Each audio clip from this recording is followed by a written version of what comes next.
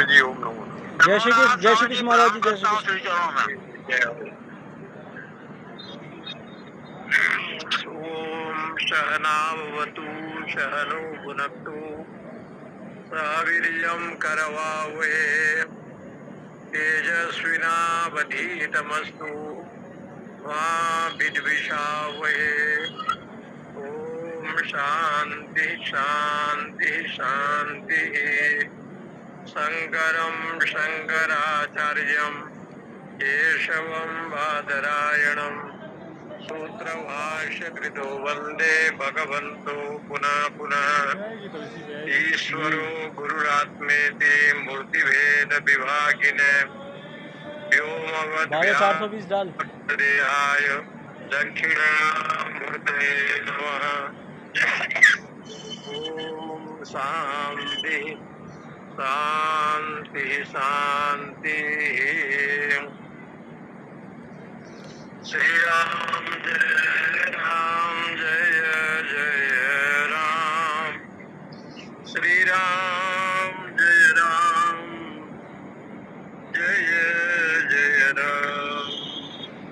श्री राम जय जय राम। श्री राम जय जय राम।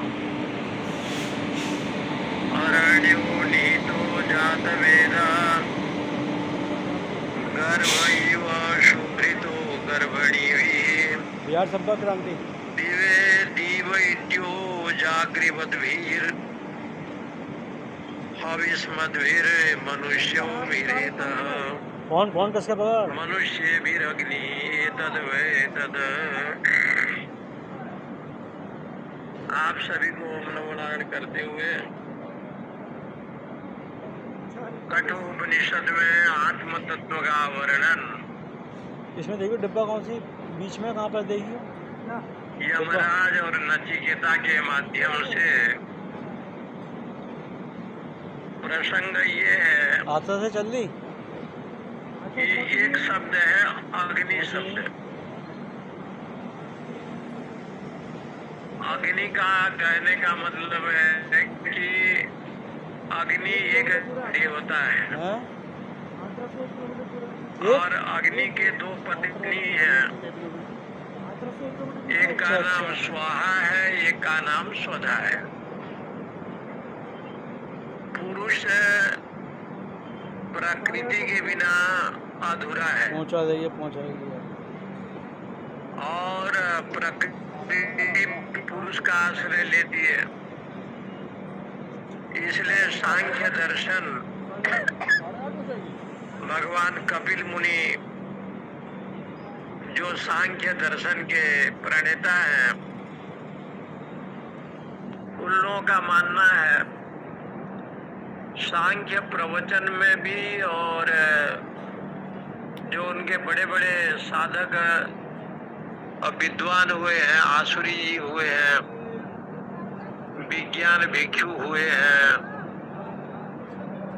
तो बड़े बड़े मनीषी सांख्य दर्शन में भी हुए हैं।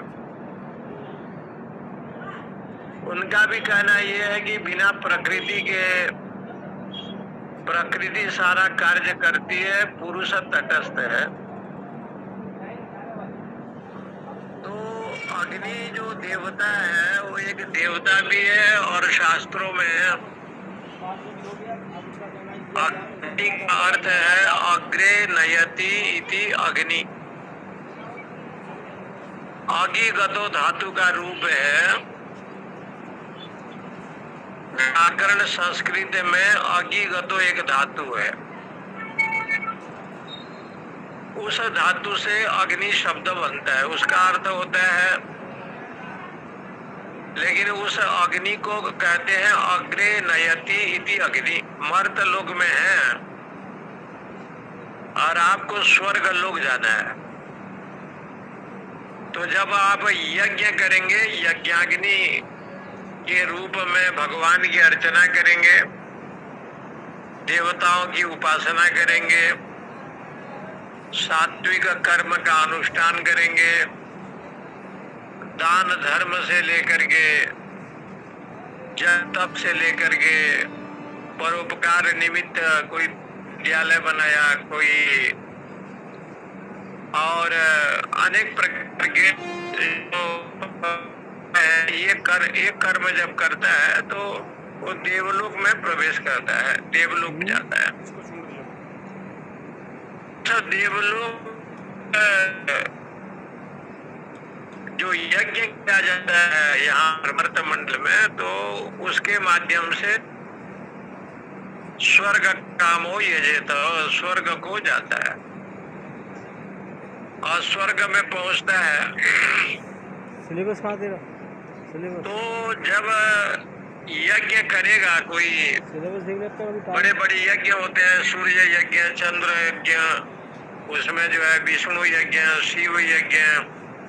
तो यज्ञ में क्या करते हैं, अरणी को मंथन करते हैं और अरणी का मंथन जब होता है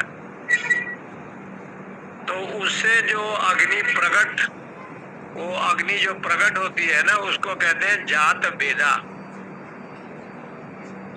जात वेदा अग्नि का नाम क्यों है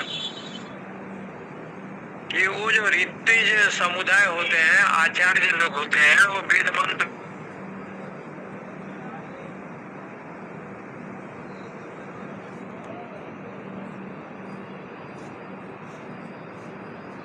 जो वेद में लिखा है मंत्र, उसको पढ़ते हैं और वो पढ़ करके जब घर्षण करते हैं तो उससे जो अग्नि का जन्म होता है ना, उसको कहते हैं जात वेदा। इसका मतलब उस लकड़ी में, खैर की लकड़ी हो, आम की लकड़ी हो, उस लकड़ी में अग्नि है, लेकिन मंथन करने पर ही अग्नि जो है ना प्रकट हुआ।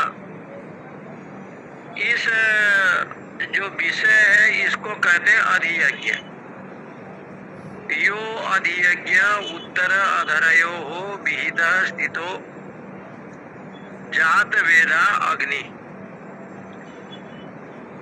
इस प्रकार से जो मंथन किया जाता है, उस अग्नि का प्रागट्य होता है, उसको शास्त्रों में जात वेदा कहते हैं। लेकिन अग्नि जब प्रकट होगा और आहुति के रूप में जब आप प्रदान करेंगे, भोक्ता के रूप में अग्नि सारे आहुति को भक्षण कर दे, तो भोक्ता होने के कारण से उसको अध्यात्म कहते हैं। अध्यात्म अधि यज्ञ हो गया और अध्यात्म हो गया। तो जमराज जी कहते हैं कि भी अरण्य निहितो जात वेदा। जैसे आप मंथन करने पर अग्नि प्रकट हुआ और अग्नि को जात वेदा के नाम से कहा जाता है।